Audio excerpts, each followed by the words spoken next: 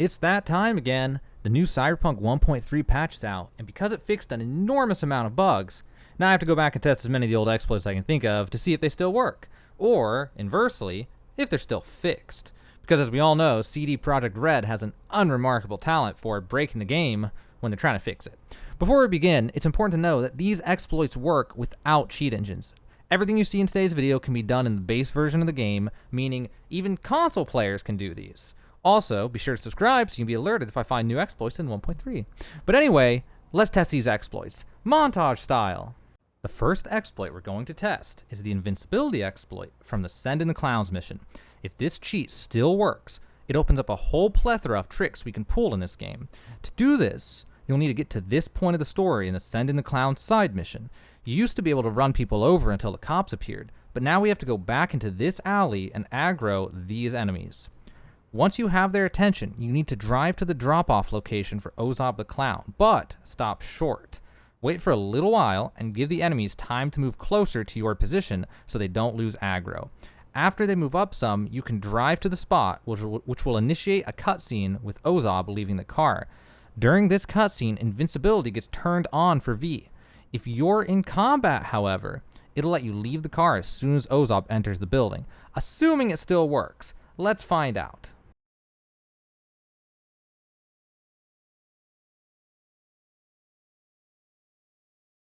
Well, it looks like we can still get out of the car. Now we have to run away from the mission, and it should let us fail the mission. Okay, we've gone far enough, and it looks like we got the angry text message from Ozob, alerting us that the mission failed. Now, we should be invincible. Okay, it looks like the invincibility exploit still works. These cops aren't doing any damage, and that's great news, because if an exploit that we test later in this video works, there's a lot of fun stuff we can still do in this game by cheating. So now for the Duplication exploit, and Infinite Money exploits, because they go together. So you used to be able to go to a drop point like this, and press the pause menu and the sell button at the same time, which would bring you into a glitched menu. The sell button was actually pressed slightly faster than the pause menu button, but it felt like at the same time. So let's give it a shot and see if we can still do it. Okay. So it looks like we can't open the glitched drop point menu anymore. It appears they fixed it by having it close that menu and then re-enter the menu normally. Sadly, this looks like the end of the duplication exploit. You will be missed. While we're here, let's test the painting. Even though its pricing was already fixed, they said they fixed its pricing. So let's check it out. Okay, so we sell it for $4,000. And the buyback is $9,090. I honestly don't remember what it was after they fixed it before, but I'm fairly certain that's the exact same pricing. So now the painting, item duplication, and infinite money cheats are all fixed. So now let's test the flying exploit. If this still works, we can combine it with the invincibility exploit we tested earlier in order to go anywhere in Night City, even out of bounds areas. This used to work by holding a melee weapon, going to the inventory menu, going to the same equipped melee weapon, unequipping it, then re-equipping it without leaving this menu, and then backing out of the menu and back into the game. Well, it looks like that didn't work, so let's try it again.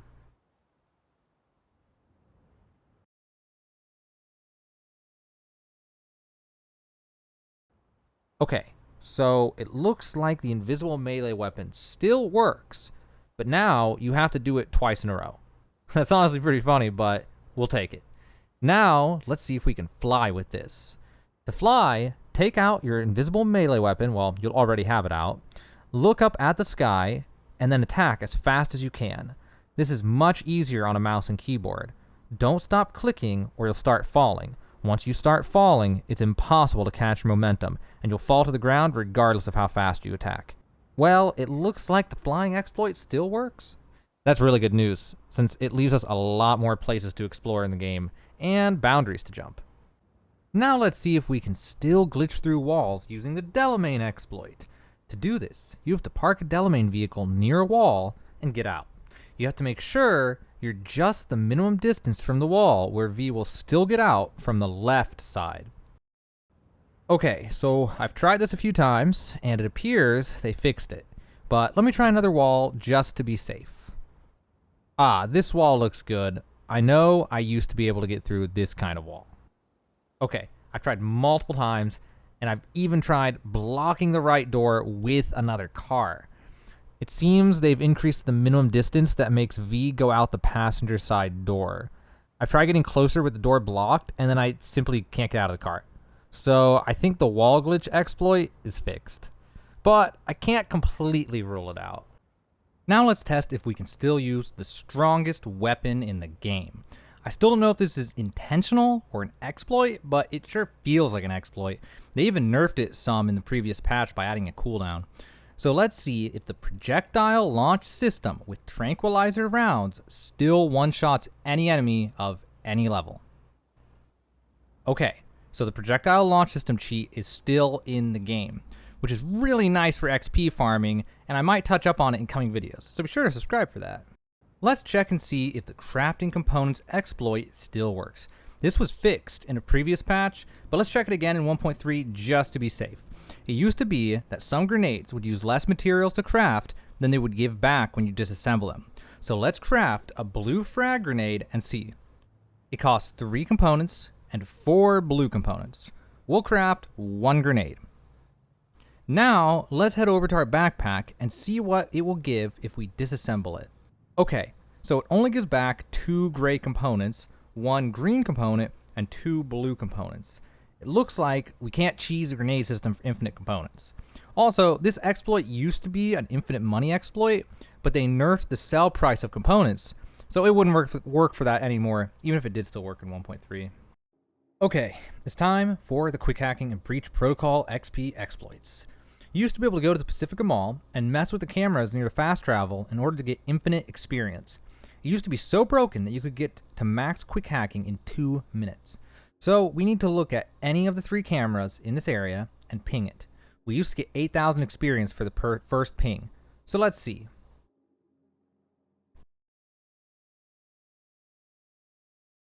Okay, it looks like that's been fixed, and now it only gives 135 XP on the first ping. Let's check breach protocol and see if we can still get that. Well, it looks like they changed the game, so turning cameras on and off gives quick hacking XP instead of breach protocol XP. That kills the breach protocol exploit, even if it still were to work here. So the other exploit to test here is to buy Anamnesis with level 18 intelligence. It's buggy and never wants to work. I wonder if they changed anything about it in 1.2 or 1.3. We'll have to see. Okay, so I was testing this, and I can't get Anamnesis to work the way it's supposed to. It seems now it restores you to 4 RAM after you leave the scan menu and start regenning RAM. I did seem to get 135 quick hacking XP over and over again with ping though. There's definitely something here to exploit for quick hacking at a minimum, but I'll have to test this more thoroughly and post about it later. This was always the most complicated exploit. Now we're going to test an exploit that let us fast level multiple skills. It was the fastest way to level stealth, cold blood, assault, and so on. They fixed this a patch or 2 ago, but it's worth a check to see if it still works. We used to be able to walk into render range of these enemies, kill them, walk back a little bit, and then come back to them. Doing this would cause them to respawn, and then we could kill them again and again and again. We could do this over and over again very quickly for crazy XP.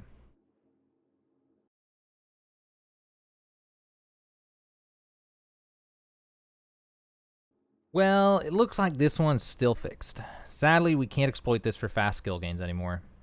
Now let's double check the speed exploits. One of them got patched a while back, and I never tested the other after 1.2. So first up is the Kerenzikov speed exploit. We have one equipped right now. This slows down time when you dodge, and you used to be able to use it to move at super speed. We simply dodge while blocking, spam dodge, and then double jump as the slow effect is wearing off.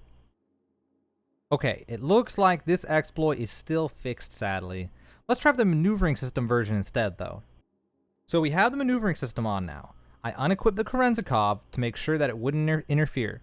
This cyberware lets us dodge while in the air. Now, we double jump and dodge right before hitting the ground, and then double jump as soon as we hit the ground.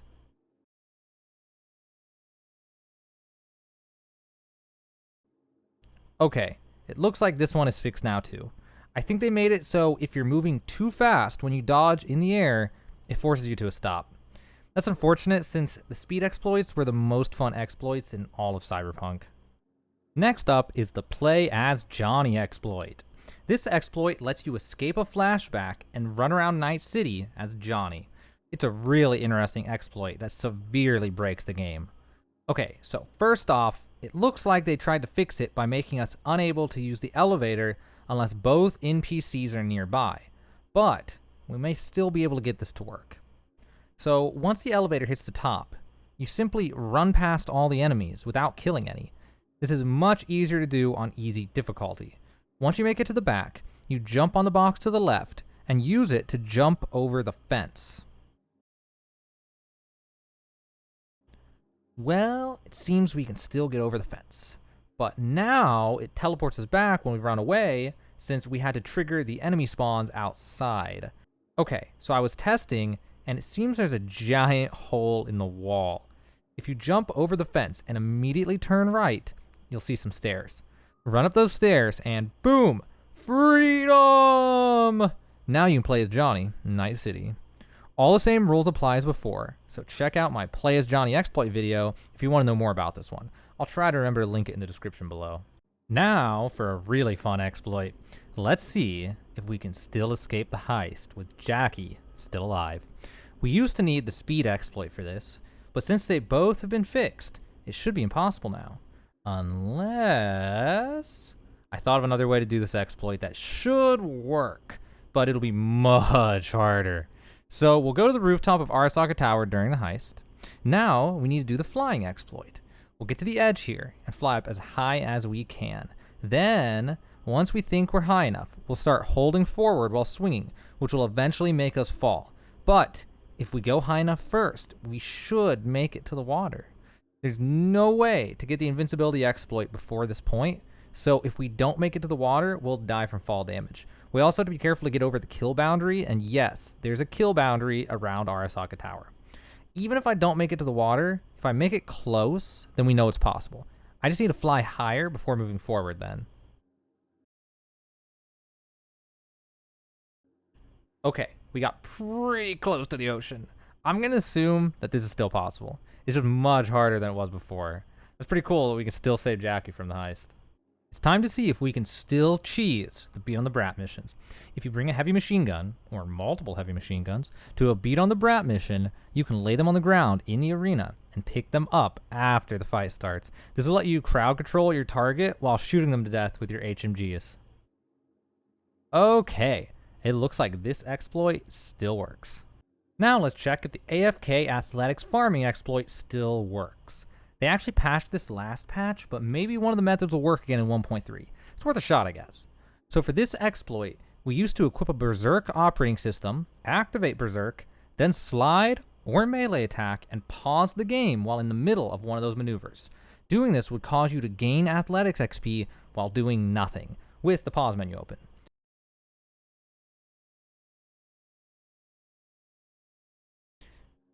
Well, it looks like this exploit doesn't work anymore. It's a shame too, because athletics is borderline impossible to level. I had someone tell me once they did a 100% run of the game using melee only, and it only brought them to athletics level 18. Even with the AFK method before, it still took hours to reach max level. It's a shame this one's fixed because athletics is an unbalanced troll skill to level, which is a shame too because it increases your weight capacity, which would be really nice. By the way, didn't they explicitly state in the patch notes that they fixed NPCs to where they won't do this? Looks like yet again the patch notes aren't accurate at all. Although at least they die in one shot now instead of 7 headshots. Well, that's all the exploits for today. That covers most of them. If I missed any, it's because I need to investigate them further before posting about them. Stay tuned for more 1.3 exploit videos, and there are definitely more to come.